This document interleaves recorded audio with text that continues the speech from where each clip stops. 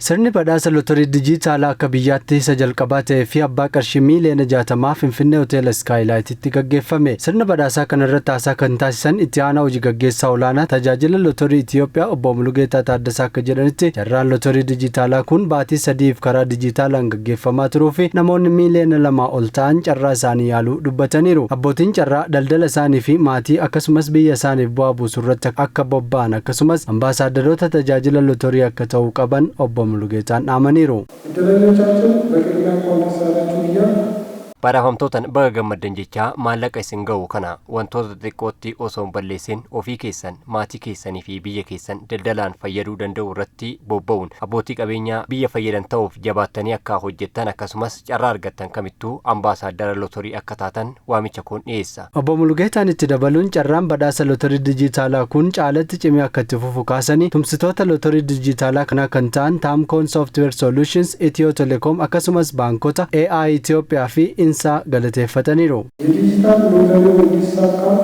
Lootoriin dijitaalaa kun akka milkaa'uu fi nu waliin hojjetaa kan jirtan Itiyoo Telekoom, Baankii Daldala Itoophiyaa, Baankii Awaash, Baankii Hojii Gamtaa Oromiyaa, Baankii Daashin, Baankii Absiiniyaa fi qaamolee nu tumsitan hundaan galatooman jedha. Carraa tokkoffaan qarshii miiliyoona 60 mo'achuun abbaa carraa kan ta'an Baalee Roobeetti daldala xiqqaa shaayii gurguruun kan jiruuf jireenya gaggeeffatan obbo Biraanuu Gobozee yoo ta'an, carraa lammaffaan qarshii miiliyoona 20 kan argatan jiraataa magaalaa Finfinnee fi konkolaachisaa taaksii kan ta'an obbo Masrashaa Malaakuuti. Carraa sadaffaa qarshii miiliyoona 10 kan injifate jiraataan magaalaa Bishooftuu fi dhaabbata horsiisa lukkuu tokkotti qacaramee kan hojjetu dargaggoo Buzunaa Addis jedhama. Akkasumas dabalataan badhaafamtoonni 12 qarshii miiliyoona 1 badhaasa lootorii dijitaalaa kanaan badhaafamaniiru. Dhaabbatichi sirna badhaasa kana irratti tajaajila hawaasummaa isaa ba'achuuf bulchiinsa magaalaa Roobeetiif qarshii miiliyoona 1.8, ejensii bulchiinsa qulqullina magaalaa Finfinneef qarshii miiliyoona 2 akkasumas abbaa taayitaa kabachiisa dambii magaalaa Finfinneef qarshii miiliyoona 2 fi 500,000 gumaacheera. Bakka bu'oonni waajjiraalee badhaafnii fi beekamtiin kennameef kuniinis hojii waajjiraaleen isaanii hojjetaa jiruu fi beekamtii kennuu fi deeggaruu isaaf tajaajila lootorii biyyaalessaa Itoophiyaa galateeffataniiru.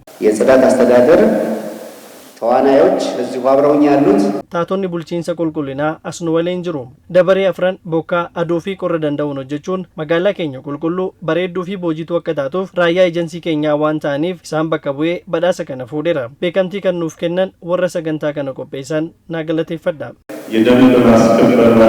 Hojii abbaan taayitaa dambii magaalaa Finfinnee hojjetu gadi fageenyaa hubachuun carraa looterii baasuu qabdu jechuun dambii kabachiisuu irratti cimtanii hojjechuuf illee deeggaramuu qabdu jechuun badhaasa kana waan nu kennitanii fi galatoomaa jechuu barbaada. Badhaasni lootorii karaa dijitaalaan gaggeeffamu erga eegalee namoota miiliyoona 2 ol ta'an karaa marsariitiin kan hirmaachise qarshii miiliyoona 140 ol badhaasaan kennuu fi abbootiin carraa 200,000 fi 90,000 ol ta'an fayyadamtoota kan taasise ta'uu tajaajilli lootorii Itiyoophiyaa ifoomseera.